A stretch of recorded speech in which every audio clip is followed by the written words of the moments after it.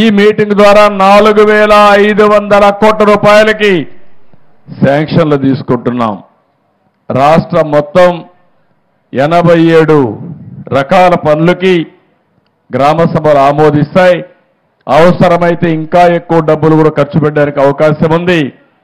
ఎప్పుడు కూడా నరేగా అనే కార్యక్రమం ఎంతమంది పని కావాలంటే అంతమందికి పని కల్పించాలి.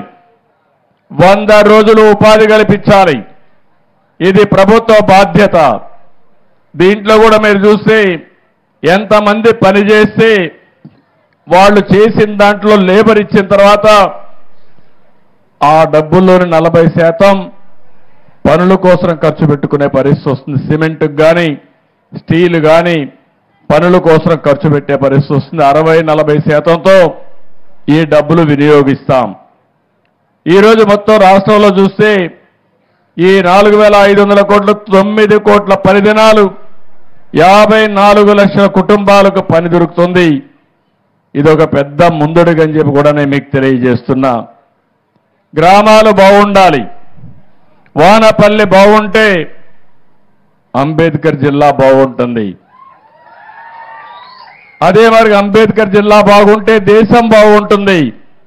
గ్రామ అభివృద్ధి గ్రామంతో ప్రారంభించాల్సిన అవసరం ఉంది. మన రాష్ట్రంలో మీరు ఒక్కసారి గుర్తుపెట్టుకుంటే 3,54,000 మంది గ్రామీణ ప్రాంతాల్లో ఉన్నారు. 1,50,00,000 మంది టౌన్స్లో ఉన్నారు. గ్రామాలు అభివృద్ధి చెందితేనే దేశ అభివృద్ధి అని చెప్పి కూడా నేను మీకు తెలియజేస్తున్నా. అందుకే 14-19 ఒక్కసారి గుర్తు చేసుకోండి, స్వర్ణ యుగం. అవునా కాదా అని మిమ్మల్ని అడుగుతున్నా. సిమెంట్ రోడ్లు కానీ అన్ని పనులు చేశాం. అదే సమయంలో 19-24 చీకటి రాజ్యం. ఒక్క పని కాలేదు. ఎక్కడికి పోయినా డబ్బులు నాకైతే అర్థం కావడం లేదు. కడాన నరేగా డబ్బులు కూడా దుర్వినియోగం చేశారు. దొంగ బిల్లులు వేసుకున్నారు. ఇష్టానుసారంగా ఎక్కడికక్కడ సొంత జోబుల్లోకి పోయినాయి తప్ప ప్రజలకు ఖర్చు పెట్టే పరిస్థితి లేరు. అందుకే ఆ రోజు త్రాగునీటికి ప్రాధాన్యత ఇచ్చాం. ఇంకో పక్క పంచాయతీల్లో సిమెంట్ రోడ్లకు ప్రాధాన్యత ఇచ్చాం. ఈరోజు కూడా మీరు ఒక్క విషయం గుర్తుపెట్టుకోవాలి. ఎమ్మెల్యే ఉన్నారు. నియోజకవర్గ సమస్యల్ని పరిష్కారం చేయడం కోసం ఆయన ఎక్కడికక్కడ ముందుకు వస్తారు. ఎమ్మెల్యే ఎంత ముఖ్యమో అదే సమయంలో గ్రామ సర్పంచ్ కూడా అంతే ముఖ్యం.